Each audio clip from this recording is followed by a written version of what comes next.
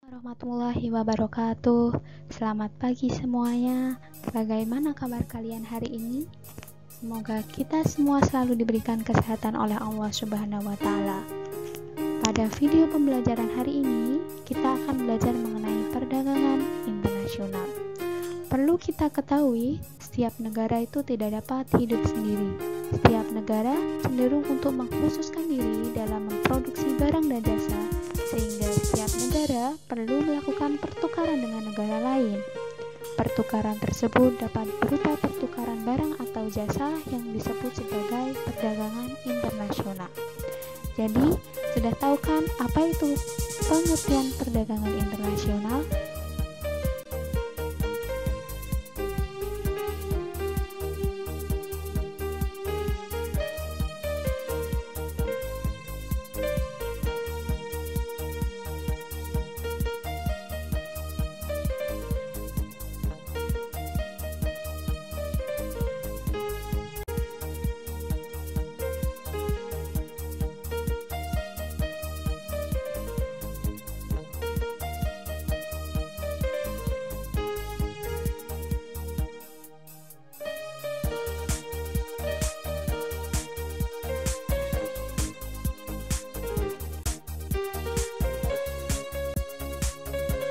Sebelum menjelaskan materi selanjutnya, materi yang akan kita bahas di antaranya 1.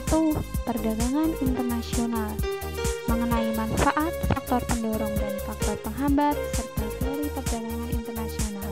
2. Kebijakan perdagangan internasional mengenai kebijakan perdagangan di bidang ekspor maupun di bidang impor. Yang ketiga, mengenai alat pembayaran. Yang keempat, mengenai neraca pembayaran.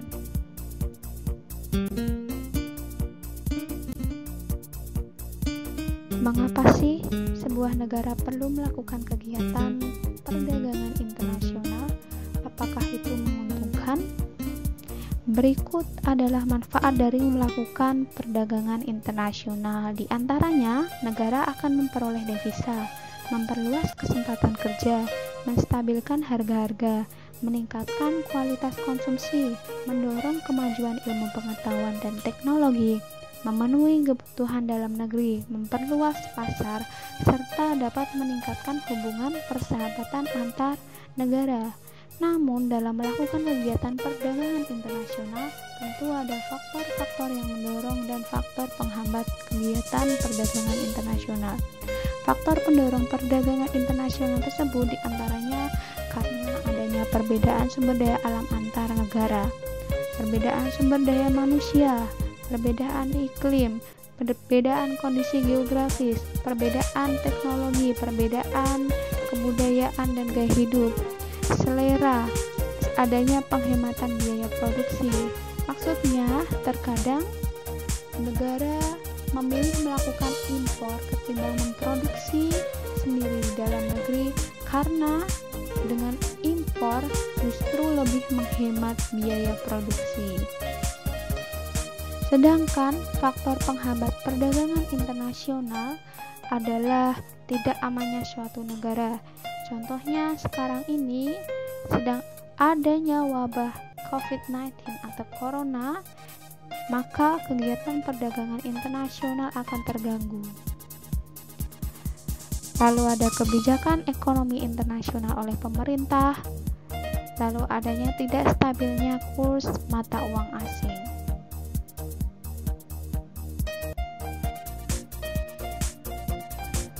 Selanjutnya, teori perdagangan internasional ada 2. Teori keunggulan mutlak absolute advantage yang dikemukakan oleh Adam Smith dan teori keunggulan komparatif dari David Ricardo. Teori keunggulan mutlak terjadi bila suatu negara lebih unggul terhadap satu macam produk yang dihasilkan dengan biaya produksi yang lebih murah jika dibandingkan dengan biaya produksi di negara lain. Sedangkan teori keunggulan komparatif menyatakan bahwa meskipun sebuah negara sanggup menghasilkan semua barang pada harga-harga yang lebih rendah daripada negara lain, perdagangan masih tetap akan menguntungkan kedua negara tersebut. Dengan demikian, negara harus berkonsentrasi pada produk dengan keunggulan paling tinggi atau produk dengan kerugian komparatif paling rendah.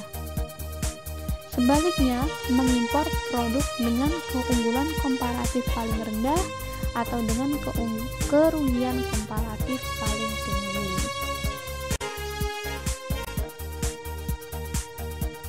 Kebijakan perdagangan internasional ada dua, yaitu kebijakan di bidang ekspor dan kebijakan di bidang impor. Kebijakan di bidang ekspor ada premi, diskriminasi harga, politik dumping, dan larangan impor. Kebijakan di bidang impor ada tarif dan kebijakan di bidang ekspor, yaitu yang pertama adalah premi atau subsidi. Premi adalah penambahan dana kepada produsen yang berhasil mencapai target produksi yang ditentukan oleh pemerintah. Keuntungan dengan adanya premi ini adalah harga jual barang lebih murah dan lebih terjangkau oleh masyarakat, sehingga menyebabkan permintaan bertambah lebih banyak. Hasil produksi yang dihasilkan produsen juga meningkat, sehingga akan menjaga kelangsungan hidup perusahaan. Yang kedua, ada diskriminasi harga, yaitu penetapan harga jual yang berbeda pada dua pasar atau lebih yang berbeda terhadap barang yang sama. Tujuan kebijakan diskriminasi harga adalah mengadakan pengawasan terhadap harga jual dan harga beli, sehingga dapat diketahui elastisitas permintaan dan untuk memaksimalkan keuntungan. Yang ketiga adalah dumping, yaitu suatu kebijakan penetapan harga secara internasional yang dilakukan dengan menjual suatu komoditas di luar negeri dengan harga yang lebih murah dibandingkan yang dibayar konsumen di dalam negeri. Tujuan pemerintah menetapkan kebijakan dumping antara lain dapat menguasai pasar di luar negeri, mencapai target-target jumlah produk, dan menghabiskan sisa barang produk lainnya.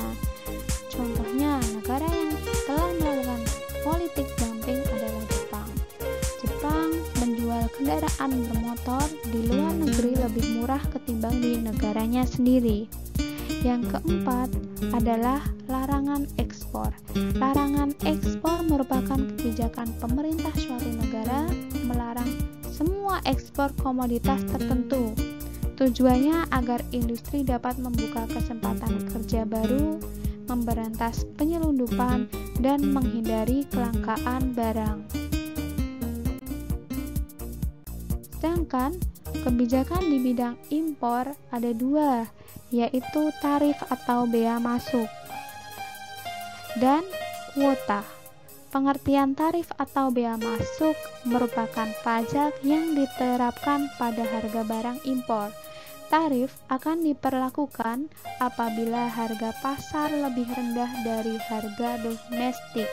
Jadi, tarif yang dikenakan terhadap produk impor memberikan proteksi kepada produsen dalam negeri dalam bentuk mahalnya barang impor di dalam negeri.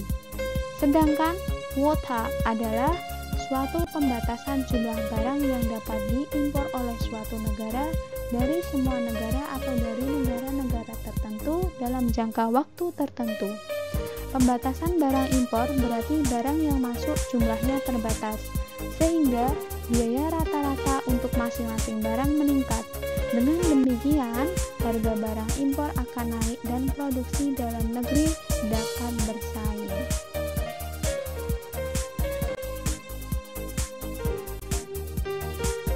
Selanjutnya, devisa, alat pembayaran, dan kurs valuta asing. Di dalam kehidupan sehari-hari di Indonesia, kita banyak mengenal dan mengetahui bahwa setiap negara memiliki alat pembayaran yang berbeda-beda. Negara-negara yang melakukan perdagangan internasional memerlukan alat pembayaran yang dapat diterima oleh negara-negara yang melakukan transaksi perdagangan. Disebut apa alat pembayaran tersebut? Apa saja yang bisa dijadikan alat pembayaran dalam perdagangan internasional? Simak materi berikut dengan seksama. devisa, yaitu semua alat pembayaran yang diterima sebagai alat pembayaran internasional.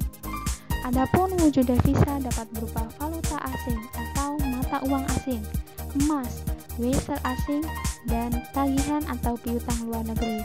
Sedangkan mata uang asing yang pada umumnya dipakai sebagai alat pembayaran internasional adalah dolar Amerika.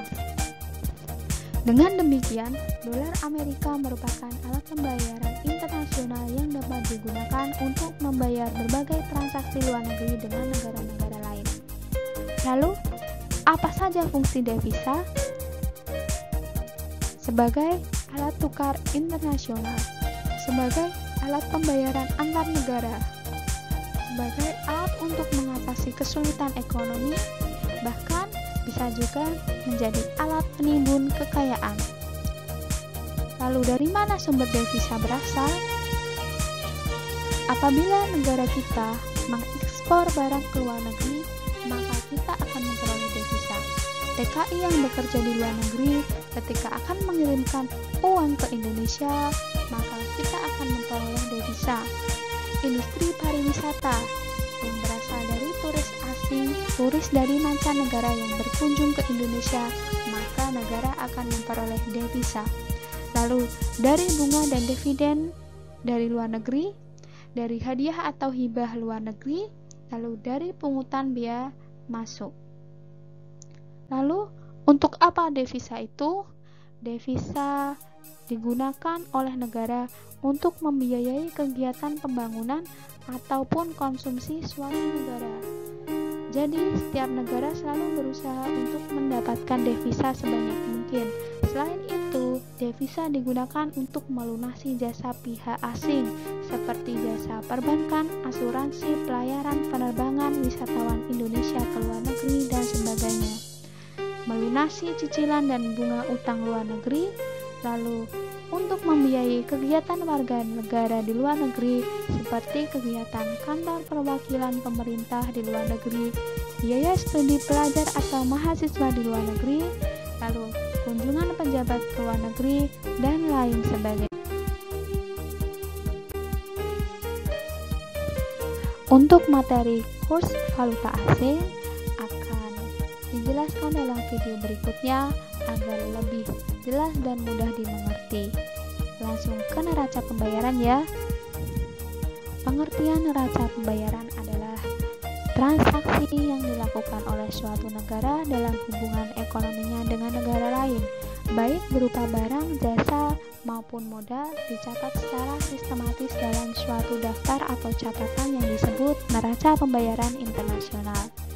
Jadi, neraca pembayaran berisi ikhtisar semua transaksi ekonomi internasional, baik perdagangan, investasi, pinjaman, dan sebagainya yang terjadi antara penduduk, pengusaha, individu, perusahaan, pemerintah dalam suatu negara, dan penduduk luar negeri selama jangka waktu tertentu, biasanya dalam jangka waktu 1 tahun dan dinyatakan dalam dolar. Lalu, untuk apa disusun neraca pembayaran? Tujuan penyusunan neraca pembayaran yaitu untuk mengetahui keadaan keuangan suatu negara, untuk mengetahui berapa besar sumbangan transaksi ekonomi internasional, untuk mengetahui dinamika perdagangan luar negeri, dan sebagai sumber data dan informasi untuk evaluasi dan analisis kebijakan ekonomi yang dilakukan oleh pemerintah. Lalu, apa saja komponen neraca pembayaran? Dalam penyusunan neraca pembayaran ada 6 komponen. Komponen yang termuat dalam Balance of Payment Textbook adalah sebagai berikut. 1. Current account atau neraca transaksi berjalan. 2. Balance of trade atau neraca perdagangan.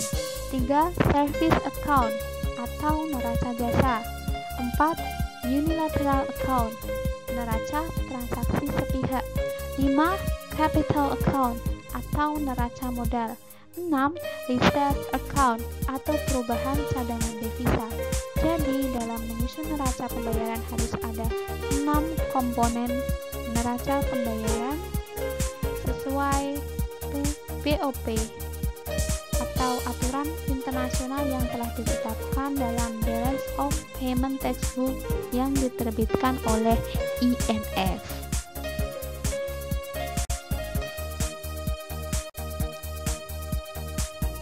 Hasil neraca pembayaran suatu negara bisa surplus, defisit, atau seimbang.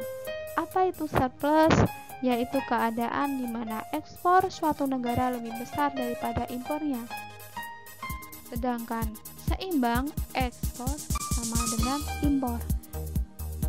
Tetapi jika neraca pembayaran itu defisit, maka impor negara lebih besar daripada ekspornya.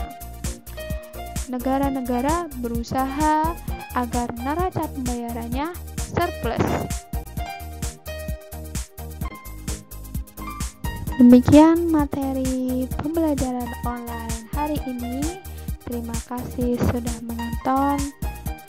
Wassalamualaikum warahmatullahi wabarakatuh.